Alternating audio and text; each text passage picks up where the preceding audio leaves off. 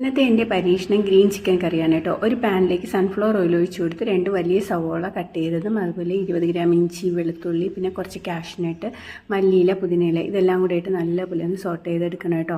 വേറൊരു പാനിലേക്ക് ഓയിൽ ഒഴിച്ച് കൊടുത്ത് ബട്ടർ ചേർത്ത് കൊടുക്കുക. ബട്ടറും ഹോൾ ഗരം മസാല, ബേ ലീഫും കൂടെ വേണം കേട്ടോ. അതൊന്ന് ഫ്രൈ ആയി വരുമ്പോഴത്തേക്ക് അതിലേക്ക് നമ്മൾ ഈ അരച്ച് വെച്ചിരിക്കുന്ന പേസ്റ്റും കൂടെ ചേർത്ത് ലേശം മഞ്ഞൾപ്പൊടിയും ഗരം മസാലപ്പൊടിയും ഉപ്പും കൂടെ ഇട്ട് കൊടുക്കുക.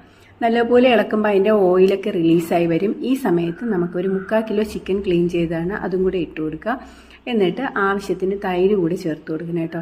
ഏകദേശം ഒരു 1/2 കപ്പോളം തൈര് പുളിയില്ലാത്ത ബീറ്റ് ചെയ്ത് വേണം ചേർത്ത് കൊടുക്കാനായിട്ട്.